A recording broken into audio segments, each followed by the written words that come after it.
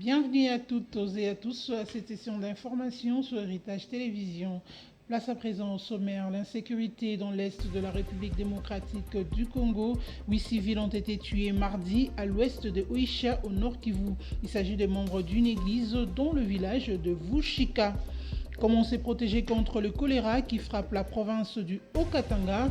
Vous suivrez le docteur Mukung qui donne des conseils sur la prévention contre cette épidémie mortelle et il martèle sur le respect des mesures d'hygiène. Encore une fois, bienvenue à ce journal.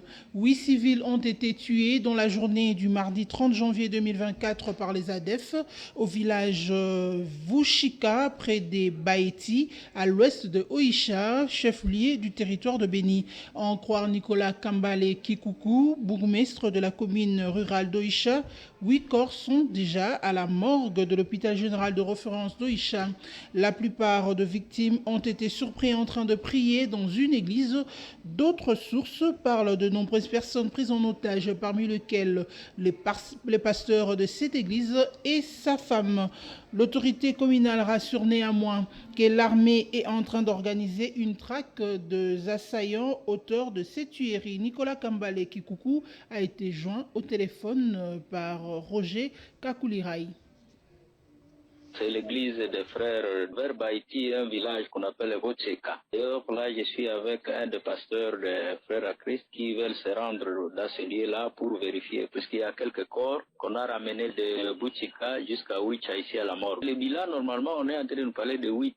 Alors, à la morgue, il y a 8 corps. Par exemple, je connais le corps de Kapita qui est venu de vers Tandika. Il s'appelle Bisemba, d'ailleurs, un habitat de Mabasele, pour dire que les 8 personnes-là n'ont pas été tuées dans un même endroit. Alors, s'il faut parler du bilan, c'est 8, mais vers Boutsikala, autour des frères, à côté de l'église des frères et dans les environs là-bas, 5 corps qui sont venus, qui sont déjà ici à Wicha. Mais les frères à Christ comme tel, je pense que les corps qui sont arrivés ici, c'est 5 corps. L'attaque a eu lieu la nuit dernière ou c'était l'après-midi du mardi?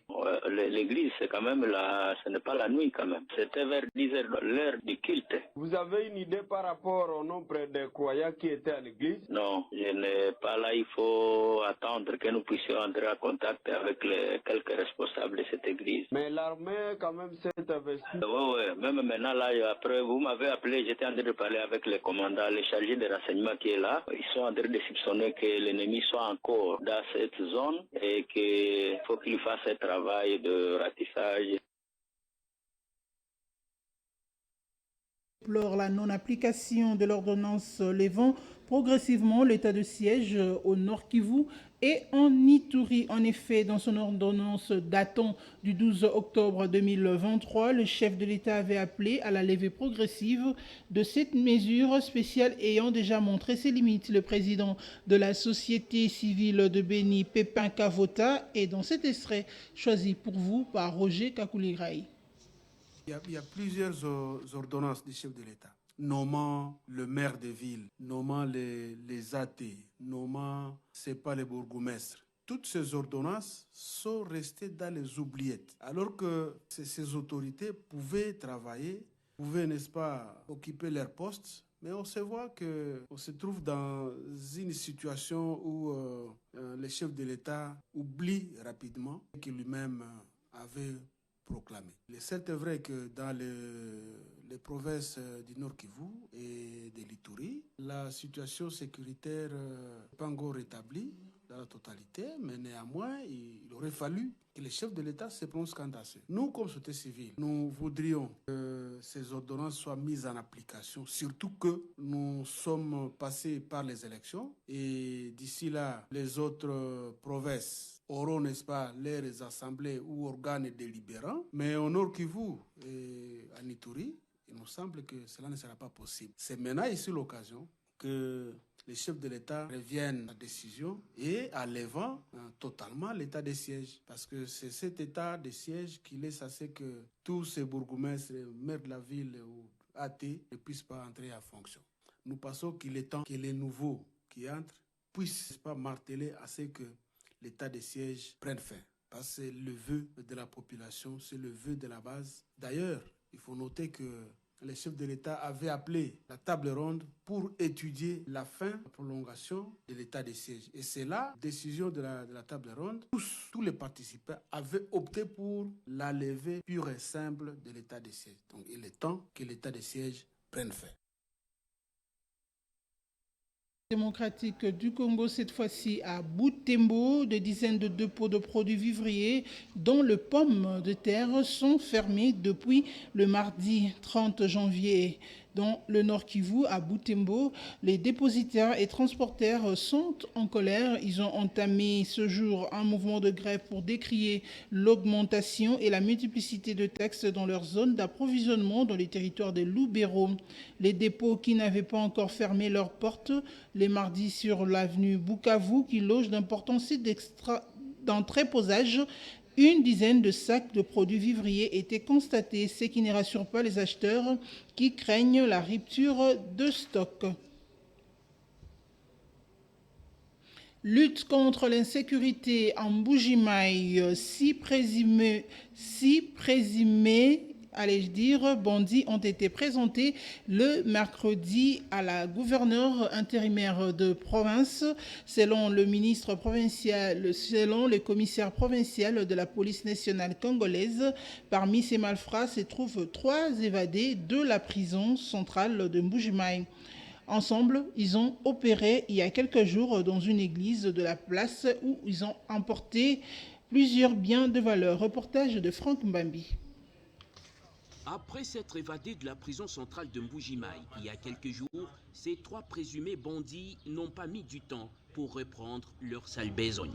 Aidés par l'un de leurs complices qui les a hébergés également aux arrêts, cette bande à laquelle se sont joints ces 2 autres malfaiteurs est allée cambrioler dans une église de la place où elle a fait main basse sur plusieurs biens de valeur.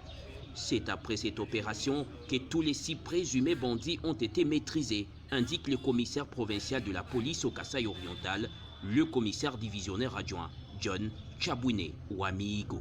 À l'église Assemblée des témoins de Christ, sur avenue Mboua Tumba, numéro 26, quartier Kabé, commune de la Moule. Dans cette église, ils ont volé des chaises, une moto et des appareils de communication, donc des téléphones.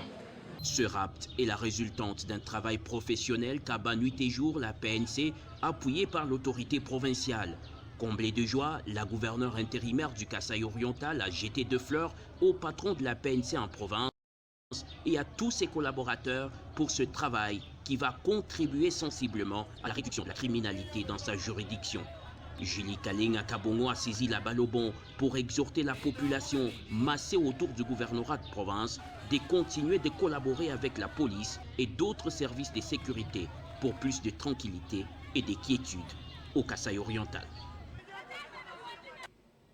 La session extraordinaire de la 3e législature à l'Assemblée provinciale de Kinshasa est confirmée pour ce lundi 5 février 2024 sous la direction de Louis-Gilbert Bompatembula, secrétaire provincial de la ville-province de Kinshasa. Pour ce faire, le chef de l'administration provinciale de Kinshasa a officiellement saisi le gouverneur de la ville de Kinshasa pour soumettre un état des besoins estimé à hauteur de 301 080 $ américains pour la réussite de l'installation de la nouvelle Assemblée provinciale de Kinshasa. L'Assemblée provinciale de Kinshasa doit avoir 48 élus, le 44 étant déjà connu. Les 4 autres seront comptés parmi les chefs coutumiers conformément à la loi électorale dans son article 152.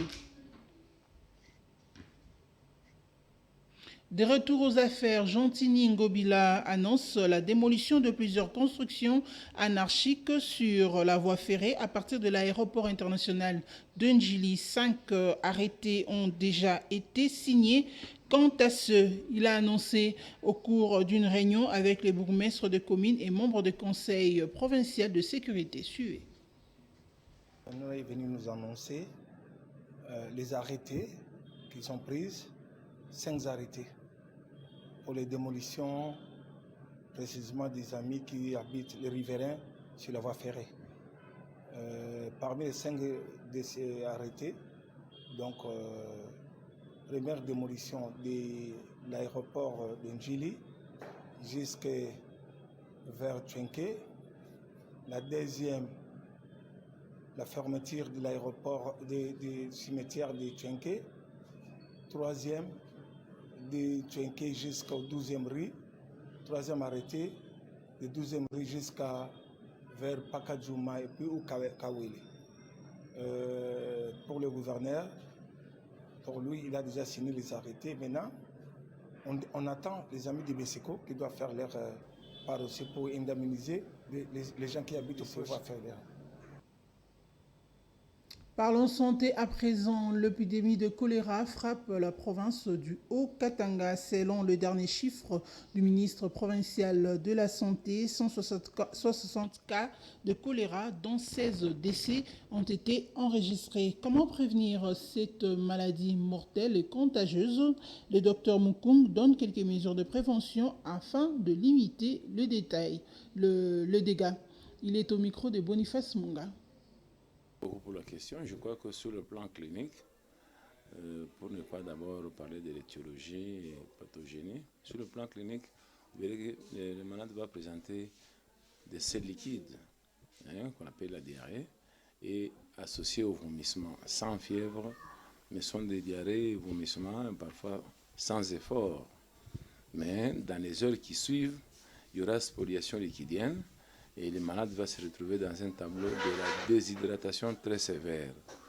Et il y aura la sécheresse buccale, il y aura les cernes oculaires, si c'est pour les adultes, et parfois il y aura des plis cutanés chez d'autres personnes. Mais ce qui fait que automatiquement l'aspect de ces selles, c'est comme odérie. Et une fois que vous êtes devant cette clinique-là, il faut recourir au centre de prise en charge de la pathologie qu'on appelle le choléra. Mais sur le plan étiologique, nous connaissons que la cause, c'est un bacille qu'on appelle le Vibrio cholerae, qui provoque cette pathologie-là suite à un mauvais état hygiénique qui est macabre, c'est-à-dire qu'on ne se lave pas les mains. Après avoir quitté les installations sanitaires, ça peut véhiculer parce que les germes est ingéré. La porte d'entrée, c'est la bouche. Et vous verrez que si on ne respecte pas les mesures hygiéno-diététiques, automatiquement, on est exposé à développer cette pathologie-là. Il faut respecter les mesures, comme je l'ai dit, hygiéno-diététiques. Il faut fermer hermétiquement les poubelles. Il faut éviter de consommer les légumineuses sans toutefois les laver. Il faut quand même les soins des mains. Une fois que tu quittes les installations sanitaires, même avant de manger, et il faut bien cuire pendant une certaine période les aliments. Et aussi, comme je l'ai dit, je l'insiste, il faut prendre de l'eau potable. Une fois qu'on respecte ces mesures-là, vous verrez qu'il n'y aura pas de contamination. Parce que la mouche aussi peut être infectée. Quelqu'un a émis les selles cholériformes, elle peut se déposer dessus et aller aussi se déposer sur les aliments. Mais si on ne prend pas cette mesure-là, d'être propre à tous les niveaux, au niveau des mains, et au niveau des aliments, il faut les désinfecter. Je crois que ce cercle-là ne sera pas détruit. Il faut couper ce cercle-là en respectant les mesures hygiéno-diététiques. Face à cette situation d'épidémie, il est appelé à la population d'observer les règles d'hygiène. Le centre-ville de Lubumbashi a pratiquement perdu son éclat. L'on retrouve de tas d'immondices ça et là sur plusieurs artères, une situation qui expose la population à diverses maladies, dont celle de mains sales, à l'instar de choléra. Boniface Munga. Petit à petit, l'insalubrité va atteindre son paroxysme au centre-ville de Lubumbashi, qui reste parmi les causes premières des cas de choléra. Ici, plusieurs coins de Zavni sont transformés en poubelles et d'autres en dépotoirs publics. Des ordures mélangées aux eaux stagnantes restent visibles le long de certaines artères. Cette situation inquiète plus d'un Louchois rencontré ce mercredi 31 janvier 2024 au centre-ville. Ces habitants de Lubumbashi craignent la propagation de maladies de main sale. On n'arrive pas à comprendre ce qui se passe exactement avec nos autorités, car la ville est devenue énormément sale. Nous payons des taxes exigées par l'État. Alors, pourquoi laisser le centre-ville de Lubumbashi dans cet état? Actuellement, il est difficile de parcourir 20 mètres sans voir des ordures et surtout du côté marché-musée, là c'est plus pur que jamais. Nous sommes dans la deuxième ville de la République démocratique du Congo. Mais pourquoi on peut laisser cette ville dans cette situation? Avec le cas de choléra qui touche notre province, c'est tellement déplorable pour nos autorités.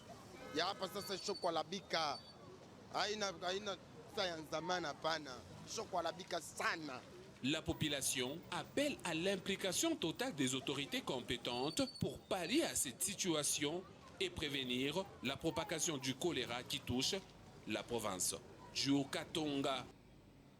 La commune de Lubumbashi a officiellement lancé le mardi le recouvrement de l'impôt personnel minimum. La cérémonie de lancement a eu lieu à la maison communale. Gloria Mpanga pour les détails. Le recouvrement de l'impôt personnel minimum, IPM, vient d'être activé dans la commune de Lubumbashi. Au cours d'une brève cérémonie, ce mardi 30 janvier 2024 à la maison communale, le bourgmestre Nathan Moussonda Lemba a d'abord accordé la parole à un expert qui a expliqué le sens de cet impôt. C'est depuis 1951. Le fait seulement de résider dans une commune, une chefferie ou un secteur, vous êtes redevable à cet impôt qu'on appelait Palata. Et la deuxième catégorie, c'était toute personne qui exerçait une activité lucrative au sein de ces trois entités. Et comme nous appelons cet impôt-là, c'est un impôt personnel minimum. L'impôt est personnel, ça veut dire que ça vise la personne physique. Il est minimum, ça veut dire que c'est un taux qui est très réduit.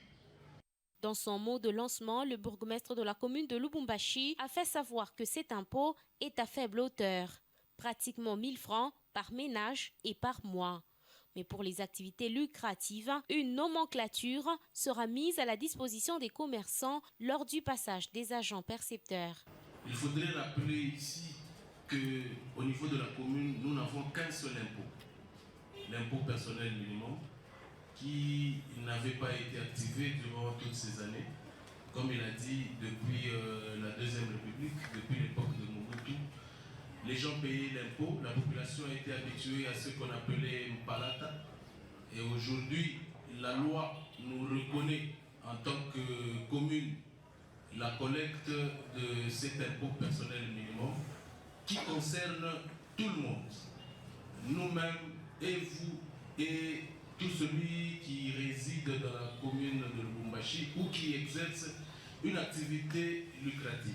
L'impôt personnel minimum, c'est vraiment le minimum, donc on ne veut pas asphyxier la population. Et sur ce, nous avons décidé à ce que chaque ménage puisse payer 1000 francs. En guise du lancement effectif de la campagne de recouvrement de l'impôt personnel minimum dans la commune de Lubumbashi, l'autorité communale s'est acquittée et a reçu sa preuve de paiement des mains du chef de service des droits humains à la commune de Lubumbashi. Des agents percepteurs formés vont ainsi descendre sur le terrain pour ce recouvrement. Les chefs des quartiers sont appelés à les accompagner pour permettre à la commune d'avoir les moyens de sa politique.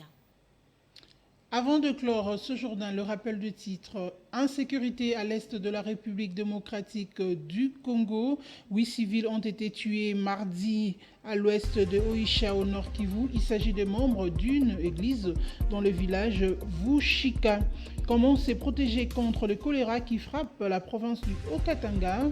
Vous avez suivi le docteur Mukung qui a donné des conseils sur la prévention contre cette épidémie mortelle et il a martelé sur le respect des mesures d'hygiène. C'en est fini pour cette session d'information. Merci à vous de l'avoir suivi.